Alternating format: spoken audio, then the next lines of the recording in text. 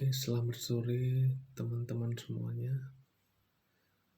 Kita bertemu kembali di pembahasan saya kali ini.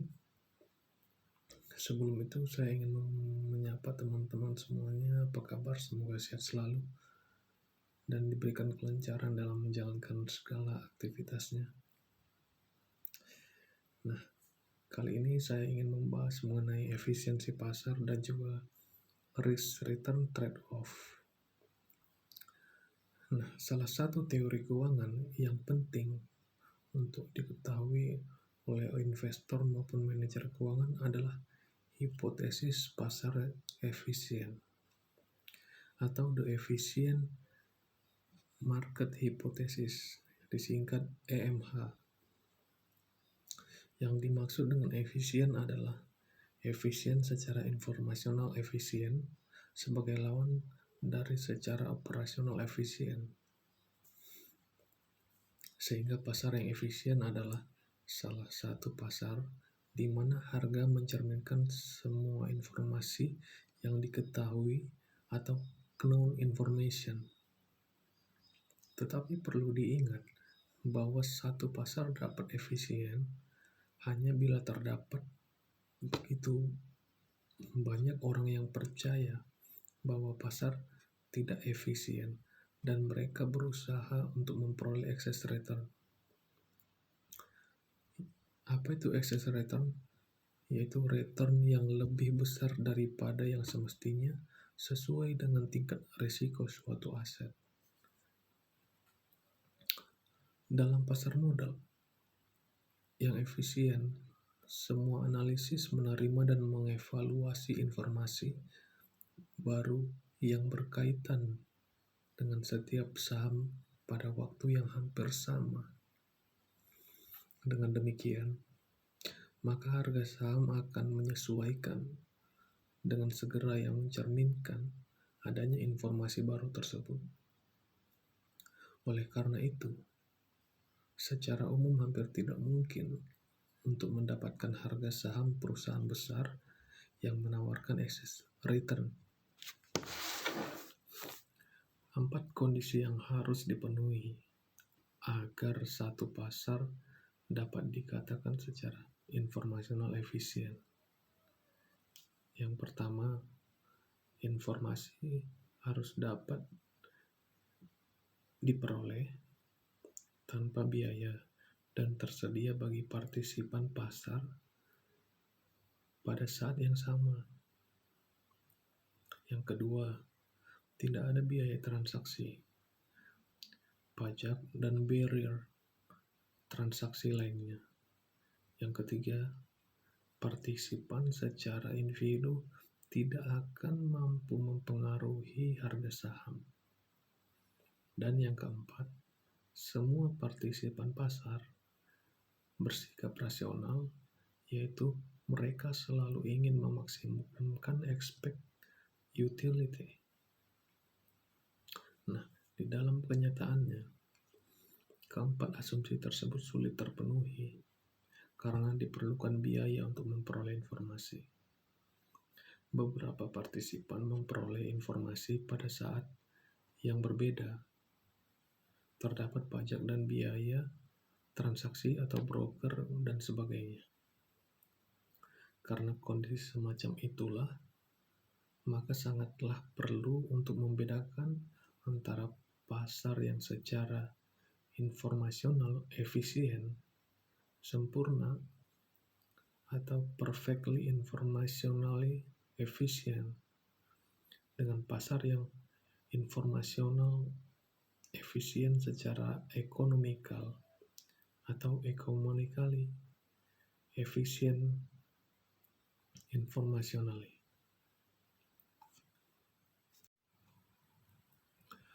Dalam pasar efisien sempurna,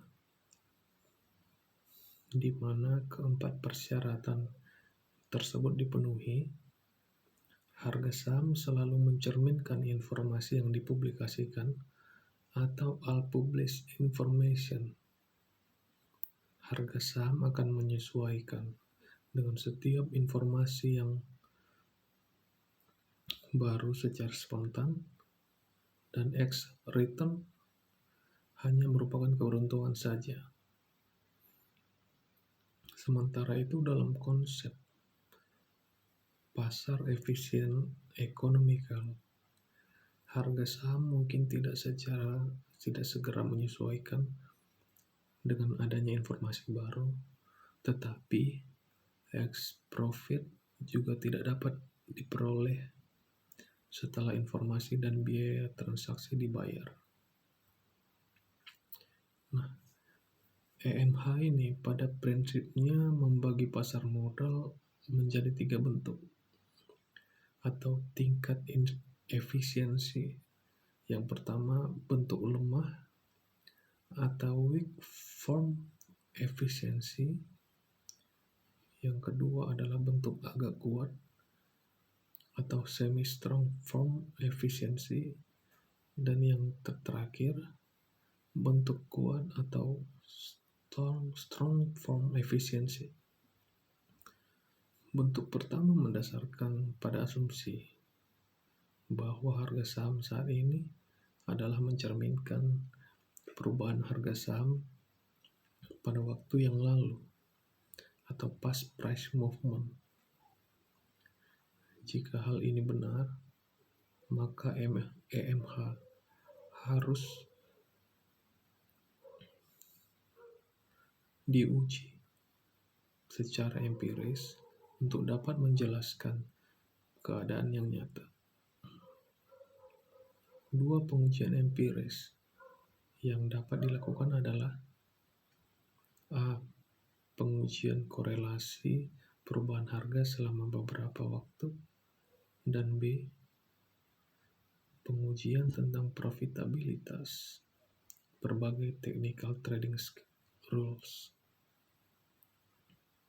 EMH ini menyatakan bahwa harga hanyalah berubah sebagai reaksi adanya informasi baru, dan karena informasi tersebut dapat berpengaruh positif atau negatif terhadap harga saham, maka kita berharap bahwa perubahan harga saham harian akan mengikuti pola yang acak. Oleh karena itu banyak studi telah dilakukan untuk menguji atau mengukur korelasi return sekuritas selama beberapa periode. Perlu diperhatikan juga bahwa jika harga saham mengikuti pola yang acak, maka pola return saham tidak akan konsisten. Studi lain telah menunjukkan bahwa technical trading rules tidak memberikan superior return atau return yang lebih baik daripada strategi yang sederhana. Dan dengan demikian dapat disimpulkan bahwa terdapat bukti yang kuat bahwa ada market technician yang berhasil secara sensasional dengan menggunakan data tren masa lalu untuk memprediksi kenaikan atau penurunan harga saham di masa yang akan datang.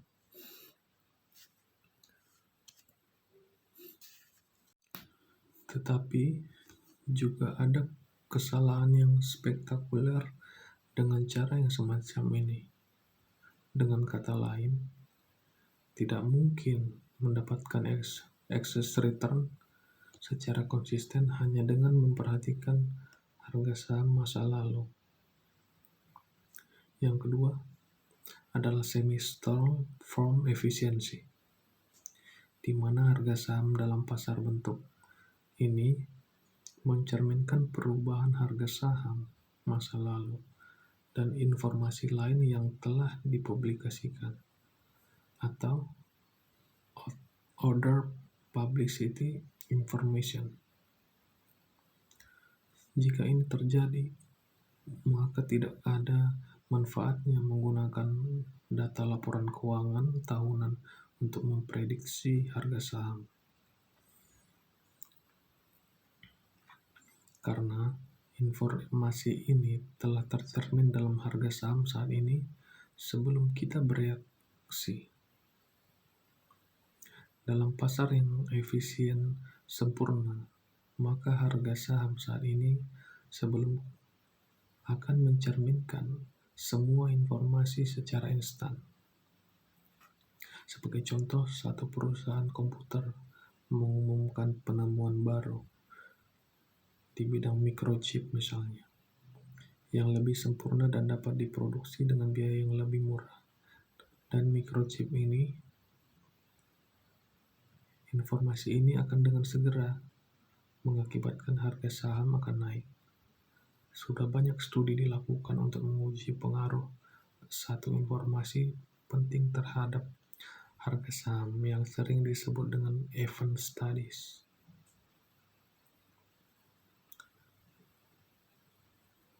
Studi-studi ini telah menganalisis misalnya pengaruh stock split, kenaikan pembayaran dividen, kenaikan laba perusahaan, merger, investasi baru, emisi saham baru terhadap harga saham. Bentuk pengujian yang lain terhadap semi-strong form efisiensi adalah menguji apakah analisis dan manajer portofolio dapat memperoleh abnormal return.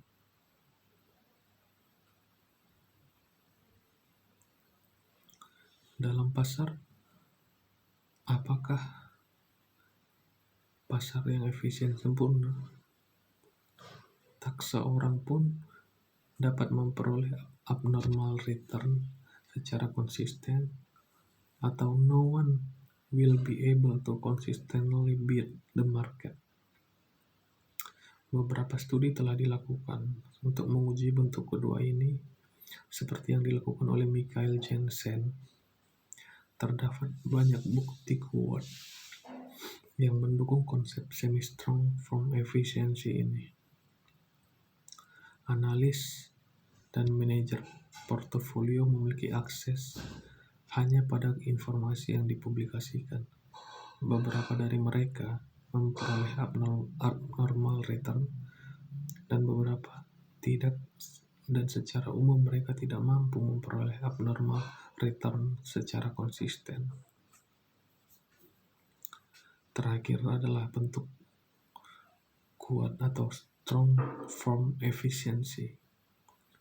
Nah, dalam pasar bentuk terakhir ini, harga saham mencerminkan semua informasi, baik yang dipublikasikan maupun yang tidak. Jika ini terjadi, maka insider trading, para manajer, pemegang saham utama sekalipun tidak akan mampu memperoleh ekses atau abnormal return dengan informasi yang dimiliki.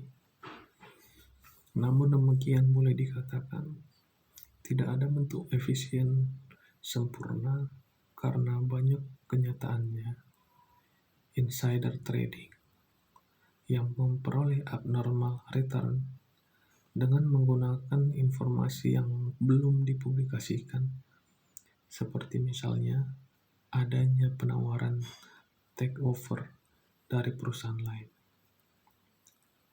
kegagalan program R&D, dan adanya rencana merger dengan perusahaan lain. Sekali lagi, efficient market hipotesis ini memiliki implikasi yang sangat penting bagi investor maupun manajer. Bagi investor, konsep ini menyarankan bahwa strategi yang optimal adalah mencakup pemilihan tingkat risiko yang tepat, penciptaan portofolio yang sesuai dengan tingkat risiko yang diinginkan, dan minimisasi biaya transaksi. Sedangkan bagi manajer, konsep ini menyarankan bahwa nilai perusahaan tidak ditentukan oleh transaksi financial market. Karena Jika transaksi di financial market memiliki net present value sama dengan 0, maka nilai perusahaan hanya dapat ditingkatkan melalui transaksi produk market. Sebagai contoh, IBM dan Apple Computer menjadi world leader perusahaan komputer karena mereka unggul di bidang desain, manufacturing, marketing, and service, dan tidak semata-mata ditentukan oleh keputusan keuangan. Nah, sekianlah pembahasan saya mengenai efisiensi pasar dan risk return trade-off ini.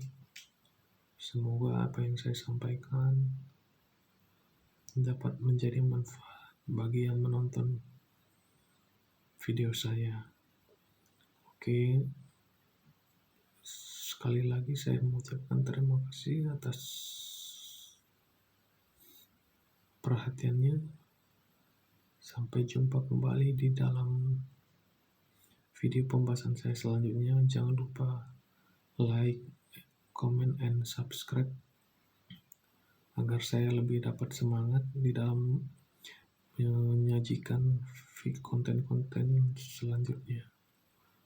Oke, terima kasih. Saya ucapkan selamat sore, selamat beraktivitas.